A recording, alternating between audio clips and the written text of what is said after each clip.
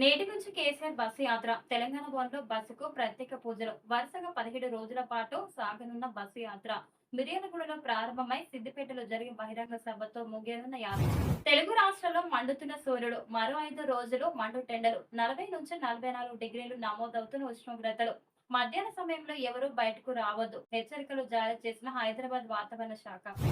త్వరలోనే అస్తం గుడికి 25 మంది ఎమ్మెల్యేలు. కేసీఆర్ బస్సు యాత్ర కాదు మోకాళ్ళ యాత్ర చేసిన ఓట్లు వేయరు. మంత్రి కోమటిరెడ్డి సంచలన వ్యాఖ్యలు. రేపు తెలంగాణకు అమిత్ షా రాక సిద్దిపేట బహిరంగ సభలో పాల్గొననున్న కేంద్ర హోంశాఖ మంత్రి. మధ్యాహ్నం 12 గంటల నుంచి గంట పాటు సిద్దిపేట బహిరంగ సభలో పాల్గొనను అమిత్ షా. భోజనం అనంతరం 2 గంటల 15 నిమిషాలకు భువనేశ్వర్కి పయనం.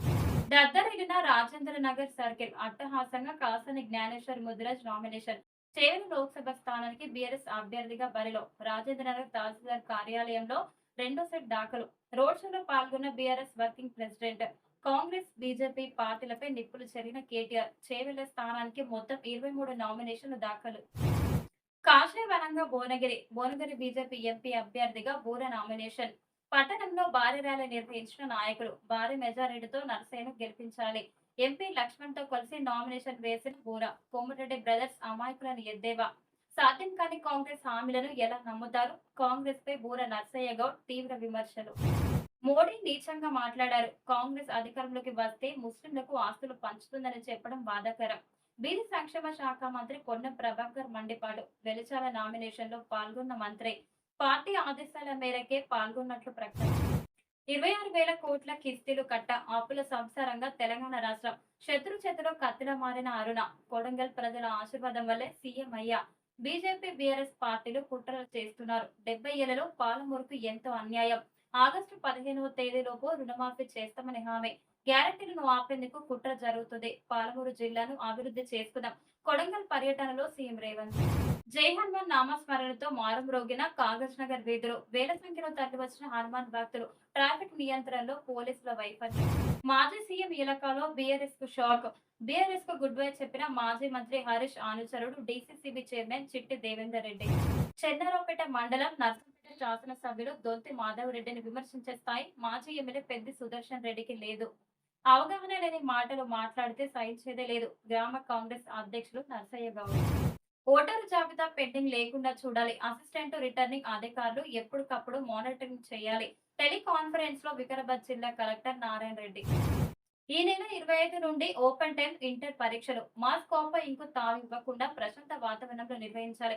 వికారాబాద్ జిల్లా విద్యాశాఖ అధికారి రేణుకాదేవి.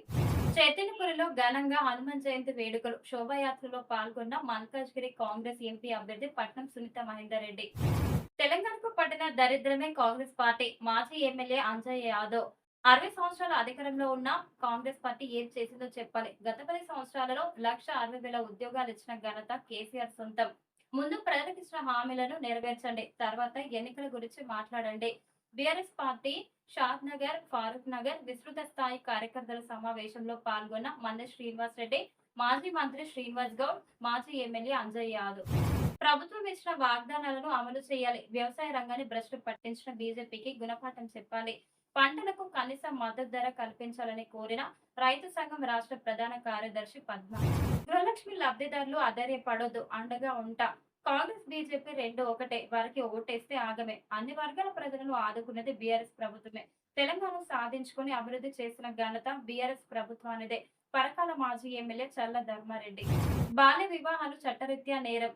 వాటిని ఆపాల్సిన బాధ్యత అందరిపై ఉంది. బాల్య వివాహాలను ప్రోత్సహించిన వారిని వదిలిపెట్టేది లేదు.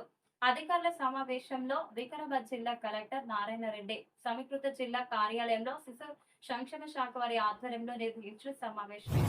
కొల్చారం మండలంలోని పలు గ్రామాలలో బెల్ట్ జోరు. ఒక్కో గ్రామంలో 5 నుంచి 10 బెల్ట్ షాపులు. ఎంఆర్పీ కంటే అధిక ధరలు వసూలు.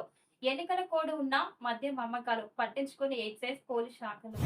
పేరుకి అక్కడ అర్బన్ పార్క్. 3 నెలలుగా గేటుకు తాళం. ఆగ్రహం వ్యక్తం చేస్తున్న స్కూల్ విద్యార్థులు. రోజు వ్యాయామం సాగించే యువకులు. స్థానిక ఎమ్మెల్యే, మున్సిపల్ కమిషనర్ వెంటనే చొరవ తీసుకోవాలంటున్న జల్పల్లి ప్రజలు. సర్కిల్ భూమికి ఎసరు. సమాధులను తొలగించి మరీ కబ్జాకు యత్నం. దరూర్ మండలం కేరళ సర్వే నంబర్ 71లో మొత్తం 7.2 ఎకరాల ప్రభుత్వ భూమి. రియల్ ఎస్టేట్ వ్యాపారిపై పోలీసులకు ఫిర్యాదు చేసిన స్థానికులు. ఖాళీ జాగా కనిపిస్తే చాలు కబ్జాకు పాల్పడుతున్నారంటూ స్థానికుల ఆరోపణ. మే 7 వరకు పొడిగింపు. ఢిల్లీ సీఎం కేజ్రీవాల్ కూడా ఈడీ కేసులో బెయిల్ పిటిషన్‌పై సుదీర్ఘ వాదనలు. నేడు కూడా కొనసాగనున్న విచారణ. పార్టీలు మారడమే నేటి ట్రెండ్. ఫిరాయింపుల చట్టాన్ని బలోపేతం చేయాలి. ఉచితాలకు నేను వ్యతిరేకం. విద్య, వైద్యం మాత్రమే ఉచితంగా ఇవ్వాలి. అవినీతి పరులను, అసభ్యంగా మాట్లాడే వారిని తిరస్కరించాలి. ఢిల్లీలో మాజీ ఉపరాష్ట్రపతి వెంకయ్య నాయుడు. బీజేపీ అభ్యర్థుల నామినేషన్ల జోరు. జాతీయ నేతల ప్రచార హోరు. నేడు రేపు పలువురు అభ్యర్థుల నామినేషన్లు. భారీ ర్యాలీలు, సభలు. జాతీయ నేతలు, పలు రాష్ట్రాల సీఎంల రాక. ఇప్పటికే ఎన్నికల ప్రచారంలో దూకుడుగా బీజేపీ.